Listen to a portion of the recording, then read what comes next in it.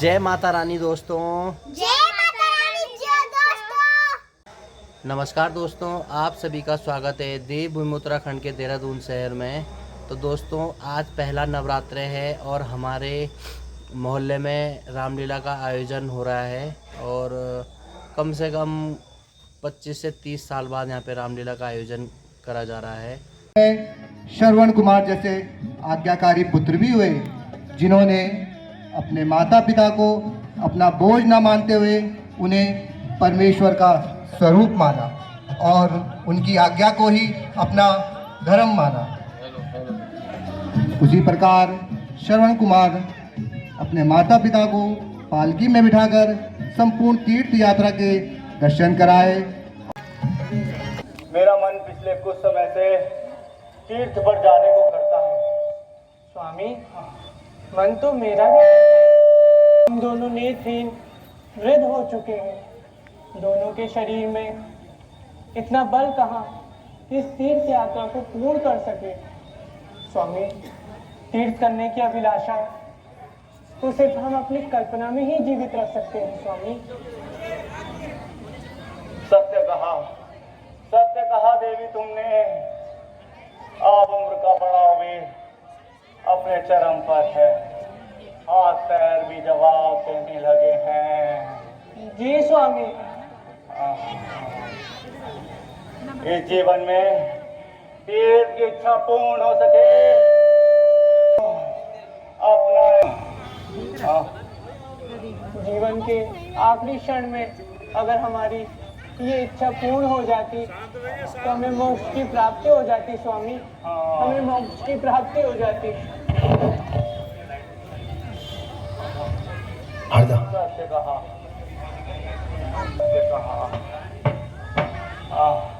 प्रणाम माते, प्रणाम पिताश्री। पुत्र श्रवण, कब आया पुत्र? माते, मैं अभी वन से पहुंचा हूं और आपकी व्यथा भी सुनी। मेरे होते हुए मेरे माता पिता की अंतिम इच्छा पूर्ण न हो सके, व्यर्थ है मेरा जीवन।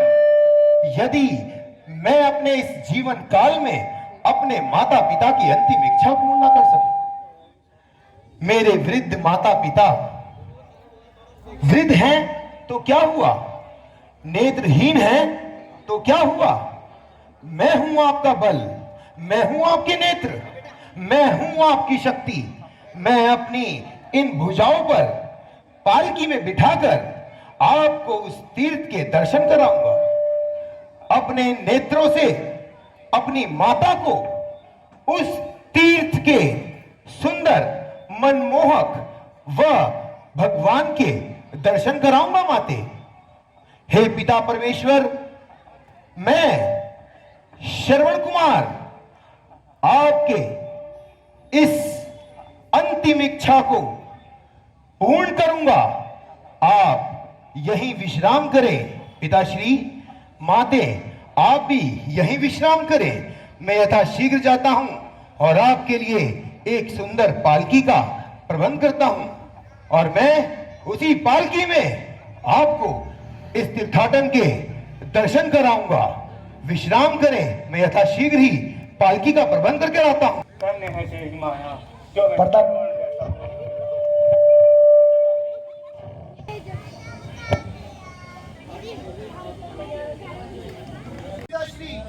मैं यथाशीघ्र ही आपके लिए इस पालकी का प्रबंध करके लाया हूँ और बातें आपके लिए भी इस सुंदर पालकी को मैंने स्वयं अपने हाथों से बनाया है।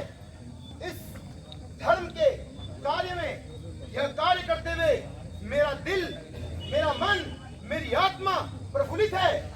इस कार्य को करने का सौभाग्य मुझे प्राप्त हुआ, इसका ईश्वर से धन्यवाद करता हूँ। माते, पिताश्री,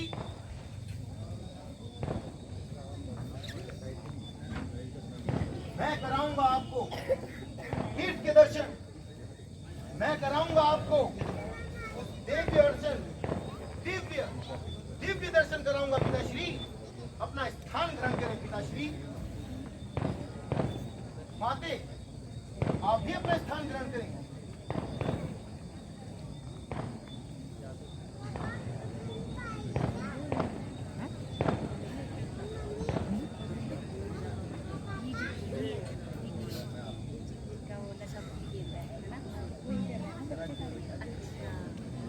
परीक्षा नहीं, मेरा धर्म है। यह एक पुत्र का कर्तव्य है। यदि यदि यदि मैं अपने माता पिता की आखिरी इच्छा भी पूरी ना कर सकूं तो व्यर्थ है ऐसा जीवन। यदि यदि इस जन्म में अपने माता पिता की अंतिम इच्छा पूर्ण ना कर सकूं, उनकी सेवा ना कर सकूं, उनकी वृद्धा में उनकी लाठी न बन सकूं, व्यर्थ है ऐसा जीवन। पिताश्री, मैं श्रवण कुमार, मैं कराऊंगा आपको तीर्थ के दर्शन। सुना माते आपने? मैं कराऊंगा आपको तीर्थ के दर्शन। धन्य है प्रभु जो हमें श्रवण जैसे पुत्र की प्राप्ति हुई। हाँ, धन्य है प्रभु, हम धन्य हैं। धर्म निभाते हुए श्रवण कुमार अपने अंधे माता पिता को तीर्थ यात्रा का दर्शन कराने के लिए चल पड़े। जी पिताश्री, जी माते। धन्य है पुत्र श्रवण, हम जो तुझ जैसा पुत्र हमें मिला।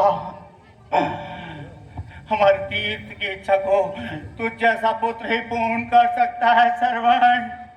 तुम ही हमारी इच्छा को पूर्ण कर सकते हो पुत्र। ये तो हमारा सौभाग्य है पिताश्री। यात्रा काफी दूर हो गई है, आपका कंठ भी सूख रहा होगा। सत्य कहा, मेरा कंठ सूर्य की तपिश से सूखा जा रहा है पुत्र। मुझे प्यास लगी है, जलपान कराओ पुत्र, शीघ्र जलपान की व्यवस्था करो। पिताश्री, इस वन में कहीं ना कहीं जल तो अवश्य ही होगा। मैं उसको ढूंढने की चेष्टा करता हूं और यथा शीघ्र ही आपके लिए जल का प्रबंध करता हूं पिताश्री, ताकि जल देवता के पीने से आपकी कंठ की तृप्ति हो सके। माते, आप यहीं विश्राम करें, मैं यथा शीघ्र ही वापस आता हूं और आपके कंठ को शीतल जल से तृप्त करता हूं। ठीक है पुत्र, हम यहाँ पर चिंता करते हैं पुत्र। इस सुंदर वन में सब कुछ है, फल है, पेड़ है, पौधे हैं, पुष्प हैं, परंतु जल की केवल आवाज ही आती है। जल भी कितना निर्मल है, कितना पावन है, बिल्कुल मेरी माता के स्वभाव की तरह निर्मल शीतल। हे जल देवता, मुझे अपने दर्शन दो ताकि मेरी माता व मेरे पिता का कंठ तृप्त हो सके।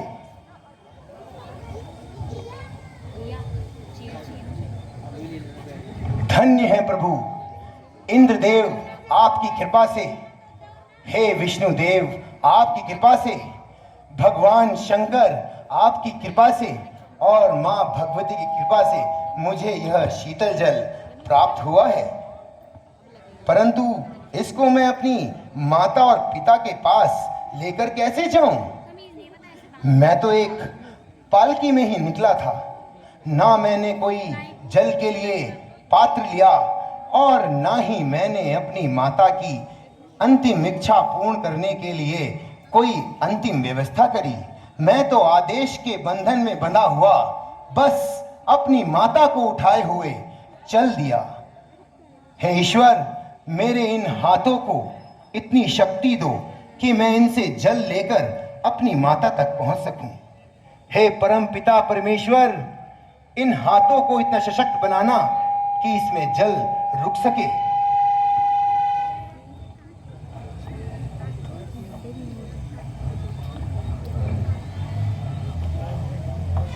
हम धनुर्धरों में धनुर्धर राजा दशरथ आखेट क्रीड़ा पर निकले, परंतु अभी तक कोई शिकार नहीं मिला।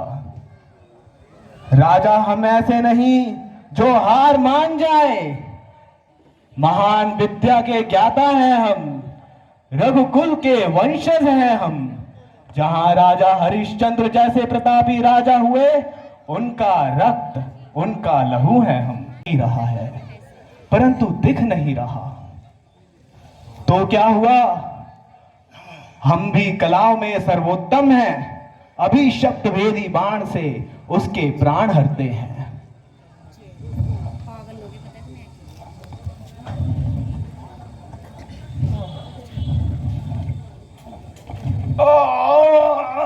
हे ईश्वर, यह तो किसी मनुष्य के कराहने की आवाज है। यह क्या घोर अनर्थ हो गया? हे पुत्र, तुम कौन हो? हे प्रभु, हे ईश्वर, यह क्या घोर अनर्थ हो गया हमसे? हे प्रभु क्षमा, क्षमा प्रभु क्षमा। यह पाप क्षमा योग्य नहीं, परंतु हम विवश हैं, हमें क्षमा करे प्रभु।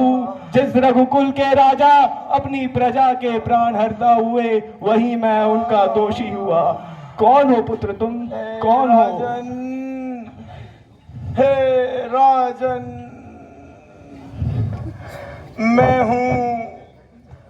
हूँ वह भागा श्रवण कुमार। मैं ही हूँ अभागा श्रवण कुमार। मैं अपने पिता की इच्छा पूर्ण न कर सका। मुझे क्षमा करो श्रवण, मुझे क्षमा करो। अपने अहंकार में तुम्हें मृग जान मैं तुम्हारे प्राण हर बैठा। मुझे क्षमा करो, परंतु तुम इस कठोर वन में क्या कर रहे थे श्रवण? मुझसे कहो। मैं अपने माता पिता की अंतिम इच्छा, जो कि तीर्थाटन की थी, उन्हें तीर्थ के दर्शन कराने के लिए इस वन से जा रहा था राजन। परंतु मेरी माता, मेरे पिता की इच्छा तो अधूरी रह गई। वे प्यास से व्याकुल, उनका तो कंठ भी सूख रहा होगा। वे तो नेत्रहीन है, देख भी नहीं सकते, लाचार है, चल भी नहीं सकते। हे श्रवण कुमार, तुम धन्य हो, तुम महान हो, जो अंतिम क्षणों में भी अपने माता पिता के बारे में सोचते हो। हम तुम्हारे प्राण तो नहीं लौटा सकते, परंतु तुम्हारी इस अंतिम इच्छा को, जो अंतिम क्षणों में भी अपने माता पिता को पुकारती है, तुम्हारी यह अंतिम इच्छा मैं अवश्य पूर्ण करूंगा। राजन, अब मेरी अंतिम इच्छा बस एक ही है। कहो। मेरे माता पिता इस वन के मध्य में एक वृक्ष की छांव में बैठे हैं। उनका कंठ पानी की प्यास को इंतजार कर रहा है। बस अब तुम मेरा यह कार्य तो पूर्ण करोगे राजन। हाँ श्रवण कुमार, मैं तुम्हारा ये कार्य अवश्य पूर्ण करूंगा। शीघ्र मुझे क्षमा करो, शीघ्र जाओ और मेरे माता और पिता की प्यास बुझाओ। नहीं, हे ईश्वर, हे प्रभु, यह क्या अनर्थ हो गया? ये क्या अनर्थ हो गया हमारे इन हाथों से? जो धनुर्विद्या हमने अपनी प्रजा की रक्षा के लिए अपने गुरुजन से ली, उसी से आज हमने एक निर्दोष प्राणी के प्राण हर लिए। क्या करे प्रभु, क्या करे? अब बस यही कर सकते हैं कि पश्चाताप करें और अंतिम इच्छा श्रवण की पूरी करें। हम अभी जल लेकर जाते हैं।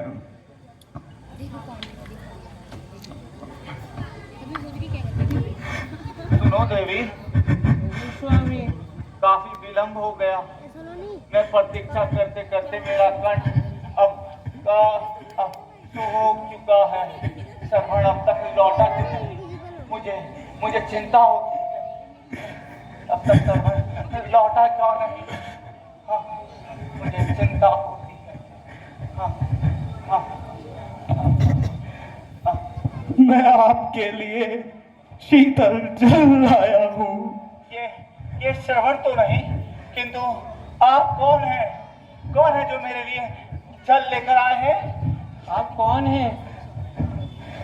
क्या कहूँ, मैं ही हूँ वह पापी, मैं ही हूँ वो द्रोही, मैं ही हूँ वह राजा जिसने अहंकार में आपके पुत्र के प्राण हर लिए। क्या है? मुझे क्षमा करें, मुझे क्षमा करें। ये कैसा सम्मान है? ये क्या कह रहे हो? ये सत्य है? क्या तो ये सत्य है?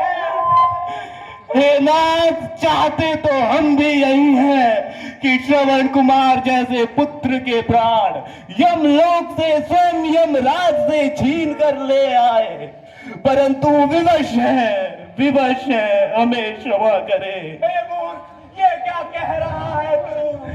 हमारे वृद्धावस्था का एकमात्र सहारा, हमारी एकमात्र लाठी, कह रहा है कि वो मृत हो गया है। हमारा एकमात्र सहारा तूने छीन लिया। क्या हुआ उसे? ये कैसा वार्तालाप है? क्या कह रहा है मूर्ख? हे नाथ, मैं अयोध्यापति दशरथ हूँ। अहंकार में आखेट क्रीड़ा पर निकला और आपके पुत्र को मृग जान अपने बाण से मार बैठा, परंतु धन्य है आपका वह पुत्र श्रवण जिसने मरते समय भी सिर्फ एक ही बात कही। उनके मन में, उनके हृदय में भगवान नहीं, उनके माता पिता वास करते हैं। उनके माता पिता ही उनके धन्य धान्य ऐश्वर्य सुख संपत्ति सब उनके माता पिता ही है। धन्य है वो लोग जिन्हें श्रवण कुमार जैसा पुत्र मिला। उन्होंने कहा, मैं आपको यह जल अर्पण कर दूं, यही उनकी अंतिम इच्छा थी। नहीं देवी नहीं, ये कदापि क्षमा के पात्र नहीं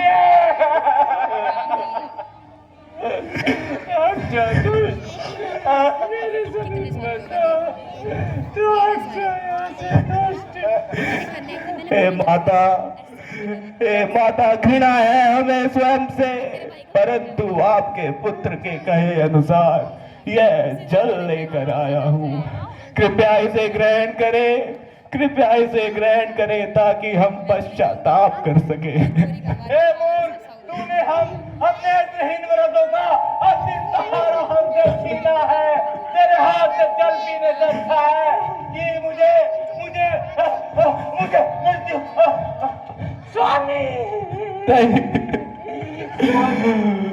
हे प्रभु, स्वामी,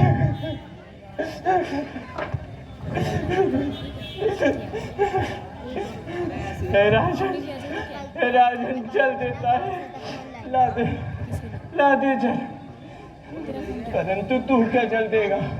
जीवन और मरण में जल तो सिर्फ भेंट का देता है। मैं एक माँ आज तुझे अपने पुत्र विलोक में ये श्राप देती हूँ, जिस अवस्था में आज मेरे स्वामी और मेरे पुत्र ने अपने प्राण त्यागे, उसी तरह तू भी अपने पुत्र विलोक में अपने प्राण त्यागेगा। नहीं, मुझे क्षमा करे देवी, मुझे क्षमा करे। हे प्रभु, हे देवों के देव महादेव, हे विष्णु भगवान, यह क्या हो गया हमसे? हमें क्षमा करे, हमें क्षमा करे।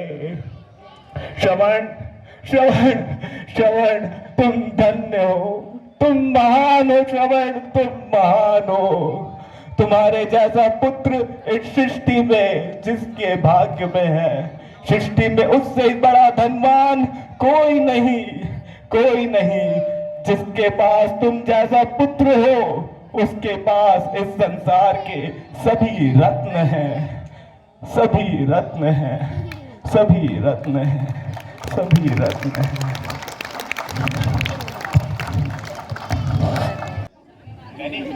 एक ऐसा पात्र जिसके बिना रामायण की कल्पना करना निरर्थक है। वह पात्र है ज्ञानियों में ज्ञानी, शिव भक्त, लंकापति रावण, वेद, पुराण, विज्ञान, ज्योतिष का संपूर्ण ज्ञाता, जिसने अपने तपोबल के बल पर 9 ग्रहों को अपने अधीन, इतना ही नहीं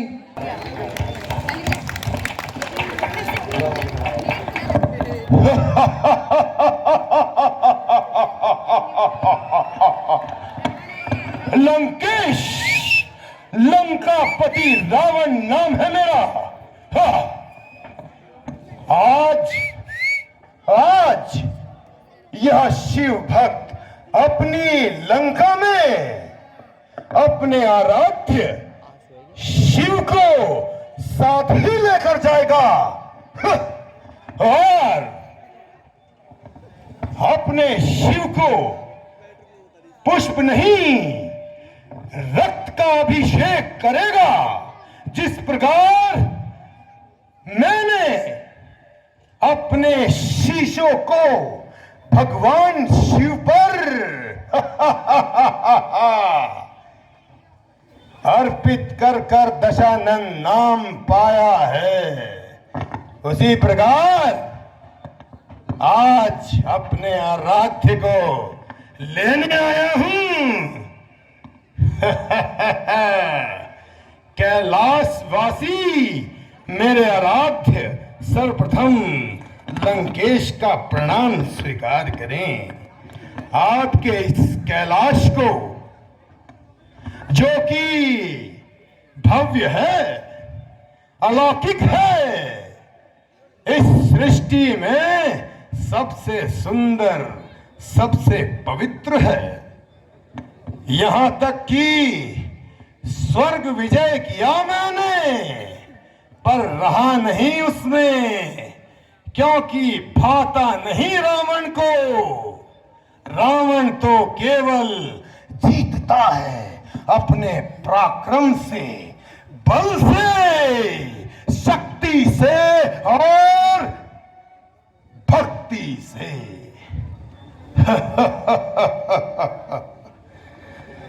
ये कैलाश है, मेरे आराध्य का वास है।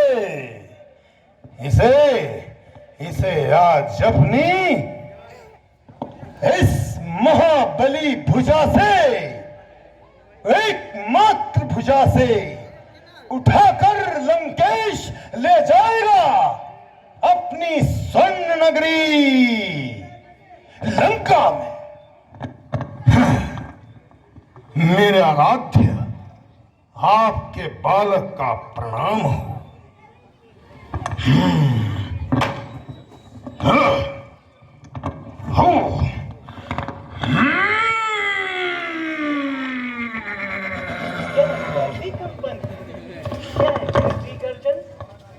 ऐसा प्रतीत होता है मानो कोई समस्त कैलाश को हिला रहा हो। देवी, ये हमारे प्रिय भक्त रावण की गर्जना है। हाँ, यह कैसा भक्त है प्रभु जो आपके निवास धोती उखाड़ने में तुला है? देवी, देखिए आप हमारे प्रिय भक्त रावण की लीला। आपकी लीला और आपके भक्त की माया आप जाने ना। जी देवी।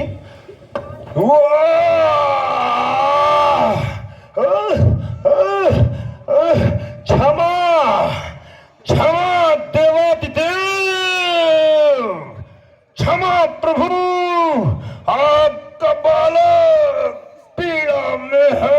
क्षमा क्षमा प्रभु।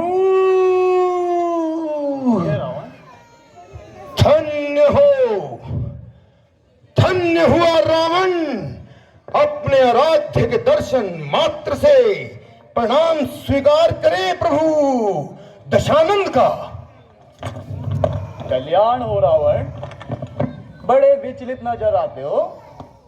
हे महादेव, मेरी लंका में सब कुछ है, धन धान स्वर्ण मुद्राएं है नहीं, बहती है जल के समान, परंतु कमी है तो केवल और केवल मेरे आराध्य शिव की प्रभु।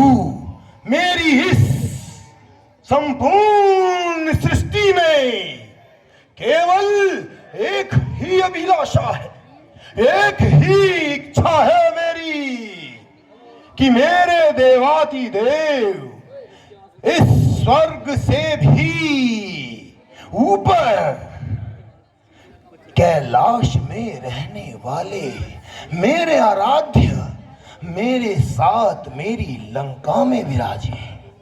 इस लंकेश की, आपके बालक की, आपके परम भक्त की बस यही अंतिम इच्छा है प्रभु। रावण, कैलाश का लंका में स्थापित होना असंभव है रावण, कुछ और वर मांगो रावण। और वर देवाति देव, क्या मांगू इस लंकेश पर? ऐसा कुछ नहीं जो ना हो। मैं वो लंकेश हूं जिसके अधीन स्वर्ग, धरती, पाताल है, जिसके भय से इंद्र वह इंद्र जो स्वयं को स्वर्ग का राजा कहता है, बड़े हाथी पर सवार हड्डी का ढांचा लिए इधर उधर फिरता रहता है महाराज।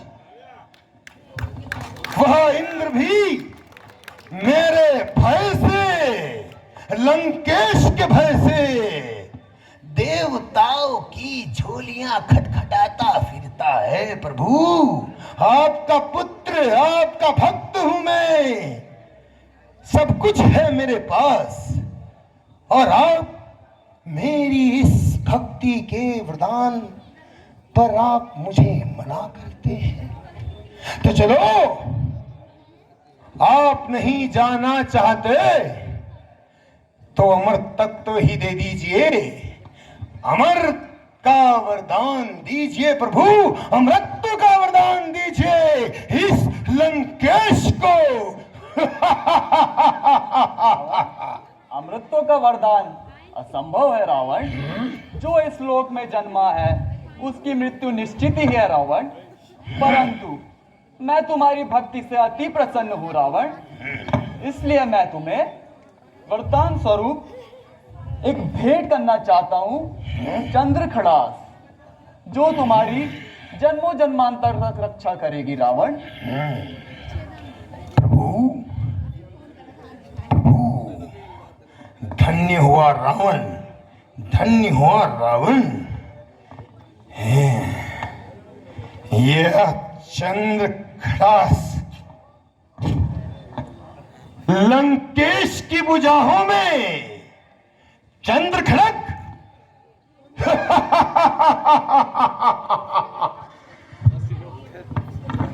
धन्य हुआ प्रभु। कल्याण हो रावण। लंकापति रावण, दशानंद रावण, आपके इस वरदान से आपका आभार व्यक्त करता है प्रभु,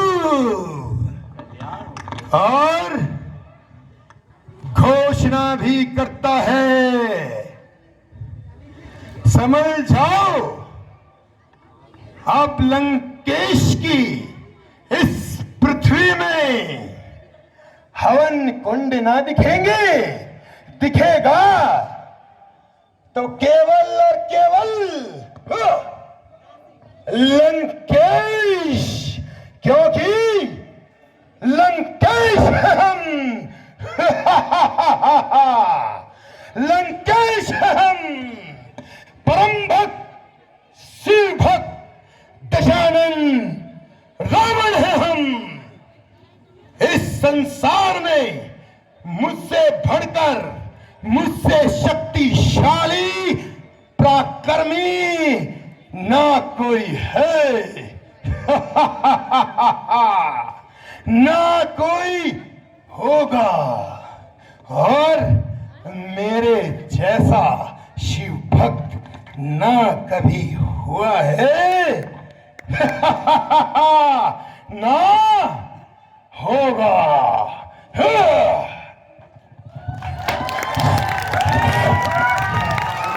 और इस तरह रावण ने अपने आराध्य देव भोलेनाथ से चंद्र खड़ाऊ प्राप्त कर लंका की ओर प्रस्थान किया।